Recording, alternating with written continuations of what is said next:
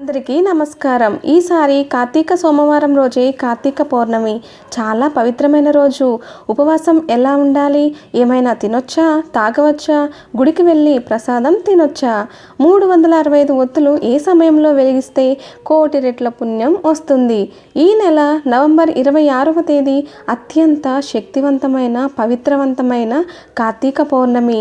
ఈసారి కృత్తికా నక్షత్రం మొదలైనప్పటి నుంచి కార్తీక పౌర్ణమి గడియలు మొదలయ్యాయి. కాబట్టి ఈ కార్తీక పౌర్ణమికి మరింత శక్తి పెరిగింది. మన పురాణాల్లో కార్తీక పౌర్ణమికి ఎంతో అద్భుత శక్తులు ఉన్నట్లు, ఏవో తెలియని దివ్య శక్తులు మనకు అనుగ్రహాన్ని ఇస్తున్నట్లు పురాణాలు చెబుతున్నాయి. ఆ రోజుకు కొన్ని దివ్య శక్తులు ఉంటాయని మన పురాణాలు చెబుతున్నాయి. అందువల్లే ఈ అద్భుతమైన పౌర్ణమి గడియలు కార్తీక సోమవారం నాడు కలిసి రావడం వలన ఈరోజు గొప్పతనం గురించి వర్ణించడం ఎవరి తరం కాదు. మనం ఎలా ఉపవాసం ఉండాలి, ఉపవాసం ఉన్న సమయంలో పాలు పండ్లు తినవచ్చా, అసలు ఈరోజు ఉపవాసం ఎలా చేస్తే ఆ మహాశివుడి అనుగ్రహం మనకు కలుగుతుంది, అలాగే అత్యంత పుణ్యదీపంగా చెప్పుకునే 365 ఒత్తుల దీపాన్ని ఏ సమయంలో వెలిగిస్తే 365 రోజుల దీపాన్ని వెలిగించినంత ఫలితం 100% కలుగుతుంది అనే విషయాన్ని ఈ వీడియోలో తెలుసుకుందాం. అంతకన్నా ముందు ఈరోజు గొప్పతనం గురించి విందాం. ఇలా వినడం వల్ల అశ్వమేధ యాగం చేసినంత మహాపుణ్యం వస్తుంది. ముందుగా ఈ వీడియోని లైక్ చేసి మీ మిత్రులకు, కుటుంబ సభ్యులకు షేర్ చేయండి. తెలియని విషయాన్ని ఒకరికి షేర్ చేయడం ద్వారా మహాపుణ్యమే కదా. ఎంతో మహిమాన్వితమైన కార్తీక పౌర్ణమి తిథి వచ్చి ఈ సంవత్సరం అంటే నవంబర్ 26వ తేదీ మధ్యాహ్నం 3:53 ప్రారంభమై నవంబర్ 27వ తేదీ మధ్యాహ్నం 2:45 వరకు ఈ కార్తీక పౌర్ణమి గడియలు ఉన్నాయి. ఇక కృత్తికా నక్షత్రం వచ్చి దాదాపుగా ఈ పౌర్ణమి గడియలకు కొంచెం ముందుగా అనగా నవంబర్ 26వ తేదీ మధ్యాహ్నం 2:05 ప్రారంభమై నవంబర్ 27వ తేదీ మధ్యాహ్నం 1:35 వరకు ఈ కృత్తికా నక్షత్రం ఉంది. మనం ఈసారి గమనించినట్లయితే మనకు పౌర్ణమి గడియలుతోనే కృత్తికా నక్షత్రం మొదలై పౌర్ణమి గడియలు మొత్తం కృత్తికా నక్షత్రం కలిసి ఉంది. చాలామంది ఈ కార్తీక పౌర్ణమి కృత్తికా నక్షత్రాన్ని ఆధారంగా చేసుకుంటారు. ఈసారి మనకు నవంబర్ 26వ తేదీన రాత్రి పౌర్ణమి గడియలు మరియు కృత్తికా నక్షత్రం ఉన్నాయి. ఇలా పురాణంలో చెప్పిన విధంగా అంటే రాత్రి కృత్తికా నక్షత్రము అలాగే కార్తీక పౌర్ణమి గడియలు ఉన్నాయి. కాబట్టి ఈరోజు నవంబర్ 26వ తేదీ ఆదివారం మాత్రమే వస్తుంది. నవంబర్ 27వ తేదీన సోమవారం కూడా ఉన్నప్పటికీ రాత్రి సమయంలో పౌర్ణమి గడియలు లేవు. కావున ఈసారి మనం నవంబర్ 26వ తేదీన మాత్రమే కార్తీక పౌర్ణమిగా జరుపుకోవాలని ఆ సమయంలోనే 365 ఒత్తుల దీపాన్ని వెలిగించాలి. ఈరోజు యథావిధిగా తులారాశిలో స్నానం చేసి ఉపవాసం ఉండి నక్షత్ర దర్శనం తర్వాత మళ్ళీ పూజ చేసుకుని 365 ఒత్తుల దీపాన్ని గుడిలో లేదా ఇంట్లో వెలిగించుకోవచ్చు. ఇక్కడ ఒక విషయం అందరూ గుర్తుంచుకోవాలి. కార్తీక పౌర్ణమి రోజు నదీ స్నానం చేస్తే అత్యంత పుణ్యం వస్తుంది. మీకు ఇంట్లో ఉండి కూడా సముద్ర స్నాన ఫలితం కలగాలి అంటే ఇలా చేయవచ్చు. మీరు ఇంట్లో స్నానం చేసుకునే కార్తీక పౌర్ణమి స్నాన ఫలితం కలగాలంటే మీరు స్నానం చేసే ముందు చిటికెడు కల్లుప్పును అంటే సముద్రపు ఉప్పును నీటిలో వేసుకొని ఆ నీటితో స్నానం చేస్తే ఈ స్నానం మనకు కోటి జన్మల పుణ్యం కలుగుతుంది. ఈ స్నానం మీరు నవంబర్ 27వ తేదీ ఉదయం చేయడం చాలా మంచిది. మీరు నవంబర్ 26వ తేదీన స్నానం చేసినా కూడా మీకు కార్తీక పౌర్ణమి స్నానం 100% కలగాలి అంటే మాత్రం నవంబర్ 27వ తేదీ ఉదయం సూర్యుడు తులారాశిలో ఉండగా అనగా తెల్లవారుజామున 3:30 నుండి 5:30 మధ్యలో మీరు కార్తీక పౌర్ణమి స్నానం చేయాలి. ఇలా కార్తీక పౌర్ణమి గడియలు తెల్లవారుజామున ఉండడం వలన కృత్తికా నక్షత్రం ఉండడం వలన కార్తీక పౌర్ణమి స్నాన ఫలితం 100% రావాలి అంటే మాత్రం ఇలానే చేయాలి. మీరు యథావిధిగా తెల్లవారుజామున లేచి తులారాశి సమయంలో స్నానం ఆచరించి నక్షత్రాలు ఉన్న సమయంలోనే దీపారాధన చేసి తూర్పు వైపు ఆకాశంలో ఉండే కృత్తిక నక్షత్రాన్ని దర్శించుకోవాలి.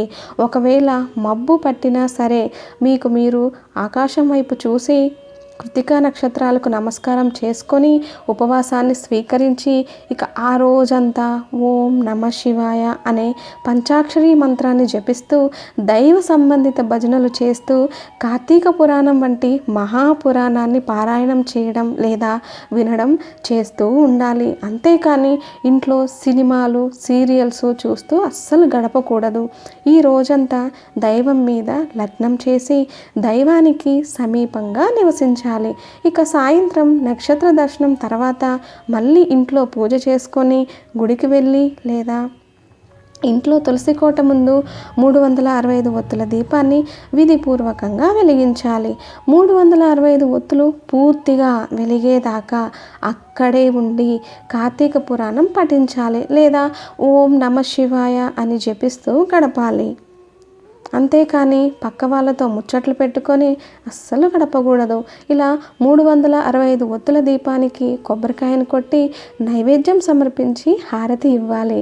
తర్వాత దైవ దర్శనం చేసుకోవాలి. ఇలా దైవాన్ని దర్శించుకునేటప్పుడు మీ మనసులోని కోరికను చెప్పుకొని ఆ కోరిక నెరవేరేలా దీవించమని ఆ మహాశివయ్యని వేడుకోవాలి.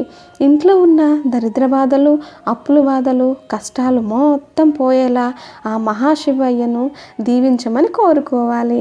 ఇంట్లో తులసి కోట దగ్గర అయితే మళ్ళీ ఇంట్లో మీరు దైవం ముందు నమస్కరించి మనసులోని కోరిక చెప్పుకొని భోజనం చేయవచ్చు. ఇలా మీరు ఈ అద్భుతమైన శక్తివంతమైన రోజు పూజ చేస్తే ఉపవాస ఫలితంతో పాటు 365 ఒత్తుల దీపాన్ని 365 రోజులు వెలిగించినంత ఫలితం దక్కుతుంది.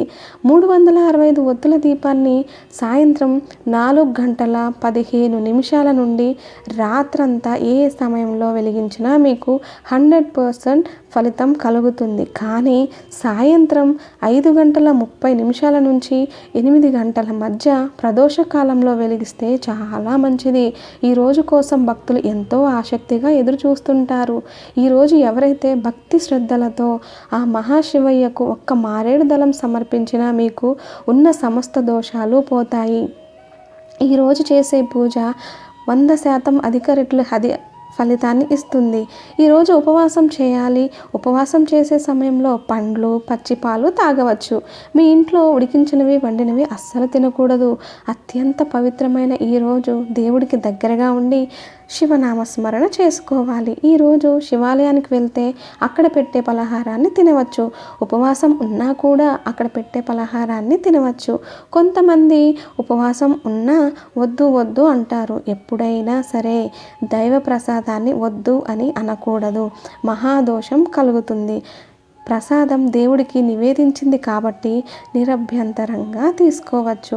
ఈరోజు ఉపవాసం చేసే సమయంలో మంచం మీద కానీ కుర్చీ మీద కానీ అస్సలు కూర్చోకూడదు. నేల మీద చాప వేసుకొని కూర్చోవాలి. అలా కూర్చొని దైవనామస్మరణ చేయాలి. ఈరోజు ఆరోగ్యం బాగోలేని వారు ఉపవాసం చేయకపోవడమే మంచిది. అలా ఉపవాసం ఉంటే బాధపడడం అంటే శివయ్యకి అస్సలు ఇష్టం ఉండదు. ఈరోజు ఎట్టి పరిస్థితుల్లోనూ మాంసాహారం తినకూడదు. అలా తింటే అలాంటి వారు నరకానికి పోతారు. ఎంతో పవిత్రమైన ఈరోజు తెల్లవారిన దాకా పడుకోకూడదు. ఇంకా సాయంకాలం ప్రదోష కాలంలో అస్సలు నిద్రపోకూడదు. అలానే ఈరోజు శివారాధనలో ఉపయోగించే పువ్వులలో మొగలి పువ్వులు వాడకూడదు. అత్యంత పవిత్రమైన ఈరోజు ఆ మహాశివుడిని నీటితో అభిషేకం చేస్తే ఎంతో సంతోషిస్తాడని పురాణాలు చెబుతున్నాయి. ఈరోజు ఎవరైనా చెంబుడు నీటిని శివలింగంపై పోస్తే ఆ శివయ్య సంతోషించి అలాంటి వారి కోరికలన్నీ నెరవేరుస్తాడు. ఎందుకంటే ఆ మహాశివుడు అభిషేక ప్రియుడు. ఇలా నీటితో అభిషేకం చేసే సమయంలో మన ఒంటిపై ఉండే చెమట ఎట్టి పరిస్థితుల్లో శివలింగంపై పడకూడదు. అలా పడితే మహాపాపంగా పరిగణింపబడుతోంది. ఈరోజు ప్రతి ఒక్కరూ ఉపవాసం ఉండి ఓం నమ శివాయ అనే పంచాక్షరి మంత్రాన్ని జపిస్తూ ఆ మహాశివుడికి దగ్గరగా ఉండడానికి ప్రయత్నించాలి. ఈరోజు ఎవరైతే ఇలా చేస్తారో అలాంటి వారికి ఆ మహాశివయ్య అనుగ్రహం కలిగి సకల పాపాలు పోయి కోరుకున్న కోరికలు నెరవేరి కోటి జన్మల పుణ్య ఫలితం కలుగుతుంది. ఎంతటి పేదవారైనా ధనవంతులు అయ్యేలా ఆ మహాశివయ్య దీవిస్తాడు. అంతేకాదు శివ సాన్నిహిత్యం లభిస్తుంది. కార్తీక పురాణం ప్రకారం ఉపవాసం 6 పద్ధతుల్లో చేయవచ్చు అని వివరించడం జరిగింది. మరి ఆ 6 పద్ధతులు ఏమిటో ఇప్పుడు తెలుసుకుందాం. అందులో మొదటిది, శక్తి గలవారు కార్తీక పౌర్ణమి రోజు పగలంతా ఉపవాసం ఉండే సాయంత్రం శివాభిషేకం చేసి నక్షత్ర దర్శనార్థం తులసి తీర్థం సేవించాలి. దీనిని ఉపవాసం అంటారు. ఇది సాధ్యం కాని వారు రెండవది, ఏకభుక్తము స్నాన దాన జపాదులను యథావిధిగా చేసుకొని మధ్యాహ్నం భోజనం చేసి రాత్రి భోజనానికి బదులు తులసి తీర్థం మాత్రమే తీసుకోవాలి. దీనిని ఏకభుక్తము అంటారు. ఇది కూడా సాధ్యం కానివారు మూడవది, నత్తము పగలంతా ఉపవాసం ఉండి రాత్రి నక్షత్ర దర్శనం తర్వాత భోజనం చేయాలి. దీనిని నక్తము అంటారు. ఈ ఉపవాస పద్ధతి మహాశివుడికి ఎంతో ప్రీతికరమైనది. ఇది కూడా సాధ్యం కానివారు నాలుగవది, అయ్యాచితము భోజనానికి తాము ప్రయత్నించకుండా ఎవరైనా సరే వారికి వారే పిలిచి మరీ భోజనం పెడితే భోజనం చేయడం. ఇది కూడా సాధ్యం కాకపోతే ఐదవది, స్నానము. ఈరోజు స్నానం ఆచరించి శివ పంచాక్షరి మంత్రము జపించడం. దీనిని స్నానము అంటారు. మాకు జపించడం చేత కాదు, తెలియదు అన్నవారు చివరిది అయిన ఆరవది తిలదానము. ఇది చేసినా చాలు. ఈరోజు నువ్వులను దానం చేసినా సరిపోతుంది. దీనిని తిలదానము అంటారు. ఈ ఆరింట్లో ఏదో ఒకటి ఖచ్చితంగా ఆచరించాలి. ఏది కూడా ఈ కార్తీక పౌర్ణమి రోజు ఆచరించకుండా ఉంటే అలాంటి వారు 8 యుగాల పాటు కుంభీపాక రౌరవాది నరకాలను పొందుతారని కార్తీక పురాణం వివరిస్తుంది. కాబట్టి 8 ఏళ్లలోపు పిల్లలు, 80 ఏళ్ళు దాటిన పెద్దలు, రోగపీడితలు, శరీరం సహకరించని వారు, ఏదైనా కారణంగా ఆటంకం వచ్చిన వారు తప్ప ప్రతి ఒక్కరు ఈరోజు ఉపవాసం చేయాలి. ఇంకా చాలామందికి ఉండే సందేహం ఏమిటంటే ఇలా 365 ఒత్తుల దీపాన్ని వెలిగించే క్రమంలో ఖచ్చితంగా ఉపవాసం ఉండాలా? ఉపవాసం లేకుండా 365 ఒత్తుల దీపాలను వెలిగించవచ్చా అనే సందేహం కలుగుతుంది. మీరు 365 ఒత్తుల దీపాన్ని స్నానం చేసి ఇంట్లో లేదా గుడిలో వెలిగించుకోవచ్చు. ఉపవాసం ఉండాలి అనే నియమం లేదు. ఉంటే మంచిది అంటారు, కానీ ఖచ్చితంగా ఉండాలి అనే నియమం లేదు. ఉపవాసం లేకుండా కూడా ఈ 365 ఒత్తులను స్నానం చేసి వెలిగించవచ్చు.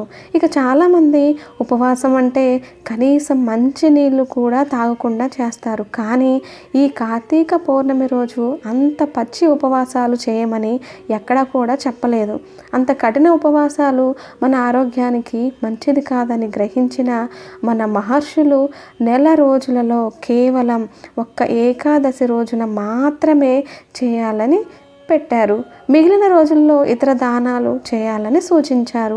కార్తీక పౌర్ణమి రోజు మీరు ఉపవాసం ఉన్నా కూడా కఠిన ఉపవాసం ఉండాల్సిన అవసరం లేదు. చక్కగా బ్రాహ్మణ ముహూర్తంలో ఉదయాన్నే నిద్రలేచి తలస్నానం చేసి కార్తీక దీపం వెలిగించాలి. తర్వాత తూర్పు వైపు కృత్తికా నక్షత్రాలను చూసి నమస్కరించుకోవాలి. తర్వాత ఉపవాసం స్వీకరించి పాలు, పండ్లు లాంటివి తినచ్చు.